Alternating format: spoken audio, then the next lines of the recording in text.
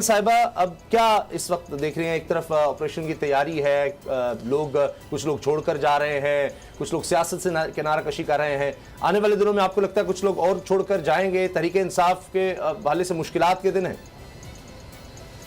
माने नहीं, सबसे पहले तो मैं कहूंगी, कंडेम करूंगी उस नाजायज पंजाब गुंडा हुकूमत को जिसका टाइम पूरा हो गया है। अगर आप उसको निगरान हुकूमत भी कंसिडर करें तो 14 मई के बाद वो इस वक्त सिर्फ मुसल्लत एक टोला है जो ऊपर बैठा हुआ है, और ये जो एग्रेशन ये दिखा रहे हैं, ये एक्चुअली एक मुनज़्ज़म प्लानिंग थी जो की गई थी नेशनल सिक्योरिटी की मीटिंग में, और जो पाकिस्तान तहरीक इंसाफ को साइडलाइन करने के लिए और इमरान खान साहब के ऊपर हाथ डालने के लिए पूरी मुनज़्ज़म प्लानिंग की गई जो आपने देखी। जिस दिन 9 मई से लेके आज तक जो फसाद हुए हैं, जो दंगे, उनमें ये खुद इन्वॉल्व है। ये पंजाब की पुलिस जो लोगों को घरों से रात को उठाती है, जो शेलिंग 26 घंटे तक इमरान खान के घर में शेलिंग कर करके और आग लगा के, और मैं उस वक्त मौजूद थी जिस दिन 14 मार्च को इन्होंने ये सारा तमाशा किया है, और वहाँ कैंट के लिए इनके पास जो है ये उस दिन गायब हो जाते हैं। तो ये इस तरह के ड्रामे ना करें। ये 2023 है, ये मई 2023 है, डिजिटल मीडिया का दौर है। आपने इंटरनेट पे इस वक्त ब्लैकआउट किया हुआ, दुनिया ने नहीं किया हुआ, ना हमारे दिमागों पे ब्लैकआउट हुआ है। आपके दिमागों पे कोई ब्लैकआउट हुआ है। हम इन चीजों से बेवकूफ ना आवाम बन रही है ना हम बन रहे हैं। आप मजीद इश्तिहार फैला रहे हैं, अवाम में नफरत के बीज बो रहे हैं, और ये आप जो फसल बो रहे हैं ये बहुत जल्दी बड़ी होगी है, ये आपको काटनी पड़ेगी। जो हाथों से आप बता रहे हैं पांवों से बचानी पड़ेगी, मैं बता रही हूँ आज आपको। सही, लेकिन कमल साहब एक सेकंड ठहरिएगा। अल कादर ट्रस्ट की उस पर जितनी सारी इंफॉर्मेशन है, इस तरीके से नैब ने कभी दावे खोले? नैब का इलाज तो फिर मरियम नवाज ने ठीक किया था ना, जो पत्थर ले गई थी और ले जाके वहां बरसा दिए थे, और उसके बाद कोर्ट ने ऑर्डर दिए थे निकाले जरा वो चलाइए प्लीज। लाहौर हाई कोर्ट ने कहा 10 दिन पहले इन्फॉर्म किया जाएगा आइंदा आपने कभी भी कोई कार्रवाई करनी। तो माशाल्लाह आपने दुनिया को दिखा दिया। जिस दिन ये आए हैं ना 13 मई को, उस दिन आपने दिखा दिया कि इनके लिए अलग कवानीन है, अलग प्रोटोकॉल्स है और अलग किस्म का सलूक है, और जिनसे उनको चिढ़ इस वक्त हुई है, जो पीटीआई की जमात है और पीटीआई के जो सरबराह है, उनके लिए आपने दफा 144 के अंदर लोगों को घरों से जा जाके उठाया है, खवातीन की बेहुरमती की है, औरतें अगर शहरियार अफरीदी को उठाया तो उनकी बीवी को किस खुशी में ले गए। उस दिन आपने कासिम सूरी की बीवी को उठा लिया, हमें मारा पीटा। हमारे लिए एमपीओ जो है वो अंग्रेज के दौर का ड्रैकोनियन लॉ है, और बाकी अगर मौलाना के मिनियंस आए, उसकी फौज पूरी आ जाए तो पुलिस की गाड़ियों में उनको बिठाया जाता है और पार्लियामेंट हाउस में उन्हें चाय पिलाई जाती है। ये है पाकिस्तान का इस वक्त निज़ाम। आपको मैं आज बड़े वसूख से कह रही हूँ, इन्ना लिल्लाहि व इन्ना इलैहि राजिऊन। कोई जमहूरियत का ड्रामा ना दे, और ना आप आइन की कोई बातें करें और ना कानून की बातें करें। इस्लामाबाद हाई कोर्ट के जो ऑर्डर्स आ रहे हैं उनको उठा रहे हैं, उड़ा रहे हैं, क्योंकि ये चाहते ही नहीं है, अदालतों पे धौंस जमाना चाहते हैं।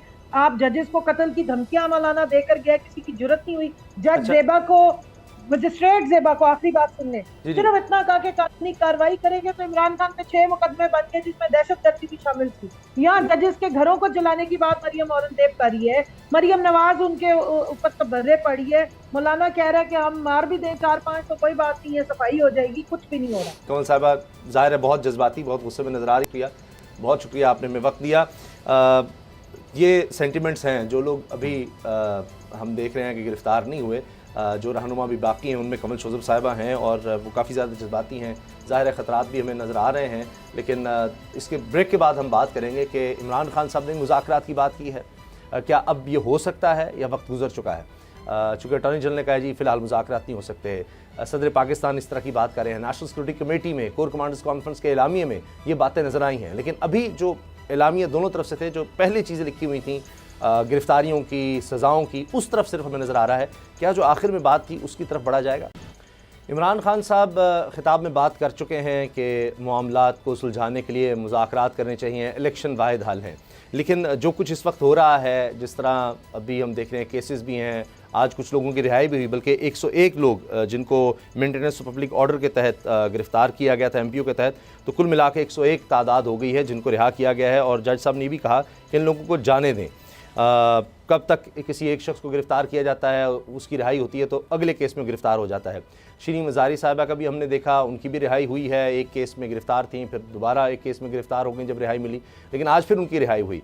और उनकी बेटी बड़ी इस पर परेशान थी और नज़र आ रहा था कि उनको कह रही हैं कि अब कोई जज्बाती पैगाम ना दीजिएगा। अब इस दौरान में मुज़म्मिल ऐसे लगता है कि जिस तरह से केसेस आगे बढ़ रहे हैं, ये गिरफ्तारियां वगैरह हैं, रिहाइयाँ अपनी जगह हैं, इसमें इलेक्शन तो कहीं कोई जिक्र नहीं है, इलेक्शंस की तरफ तो कोई बात ही नहीं है। लेकिन इसमें देखें ना, रिसेंटली असल तो मसला ये था ना कि आपने इस सूरत हाल के अंदर जब पीटीआई का वोट बैंक इतना ज़्यादा है, इमरान खान साहब का एक बयानिया प्रिवेल कर रहा है कि मुझे हुकूमत से निकाला गया और उसके बाद पॉपुलैरिटी उनकी टोरेंशियली इंक्रीज़ होती है, बहुत ज़्यादा बढ़ जाती है।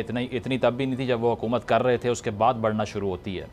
तो उस सब को मैनेज करने की जो बात थी वो सक्सेसफुली किसी ना किसी तरह मटीरियलाइज़ होती हुई दिखाई दे रही है हमें पिछले एक हफ़्ते के अंदर, कि जिस तरह से ये सियासी लीडर आहिस्ता आहिस्ता छोड़ते जा रहे हैं और साथ साथ लॉयल्टीज़ भी तब्दील होंगी, और वही बात है कि इलेक्टेबल्स भी अपना रुख चेंज करेंगे। सिस्टम के साथ फ़्लो करने वाली जो मछलियाँ होती हैं वो फिर उसी तरफ जाती हैं जहाँ का भाव होता है। तो अब इस सब को देखते हुए वो माहौल तो पैदा हो रहा है कि जो पीडीएम अचीव करना चाहती थी, जिसको मरीम साहिबा कहती हैं कि पहले इसको उखाड़ के बाहर फेंको, उसके बाद पहले एहतसाब करो, उसके बाद इंतखाब की तरफ आओ।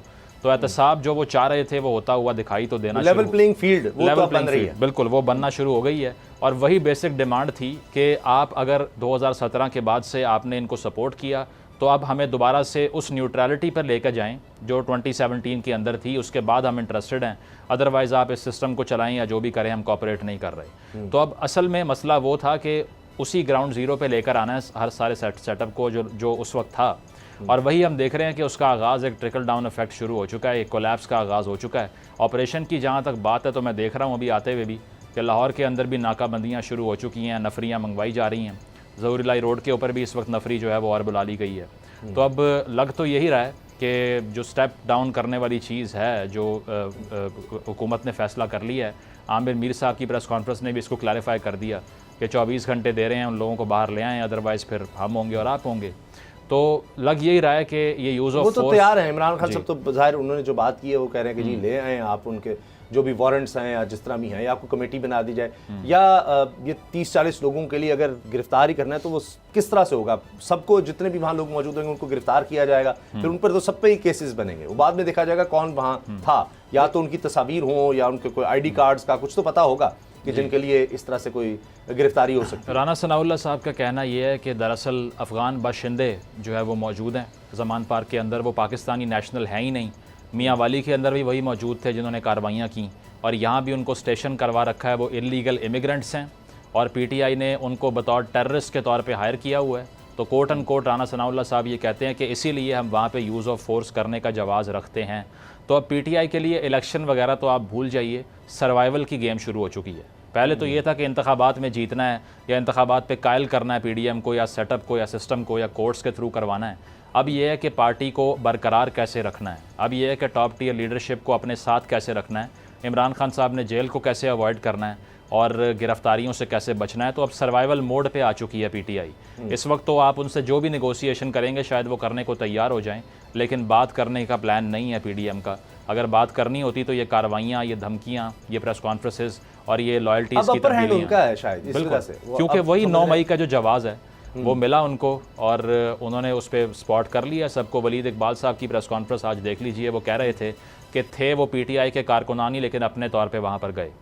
तो अब सिस्टम हमें दिखाई ये दे रहा है कि पीटीआई के अंदर भी 2 आवाज़ें सक्सेसफुली क्रिएट हो गई हैं। अभी कंवल साहिबा हमें बता रही थी कि वो हमारे कारकुनान नहीं थे, और उन्हीं की पार्टी के मेंबर बता रहे हैं कि हमारे कारकुनान थे। तो ये जो स्प्लिट पैदा होता है, जैसे नून लीग के अंदर हुआ जब नवाज शरीफ साहब जला वतन हुए, और पीपल्स पार्टी के अंदर भी रहा है, अब पीटीआई के अंदर भी सक्सेसफुली क्रिएट हो गया है। तो पार्टी जब टूटती है, में अगर देखें तारीख हमें क्या बताती है, जब इस तरह स्प्लिट हो जाता है या कायद बिल्कुल अलग हो जाता है, तो उसके बाद क्या पार्टी फिर रहेगी या बिल्कुल ही ख़त्म हो जाएगी?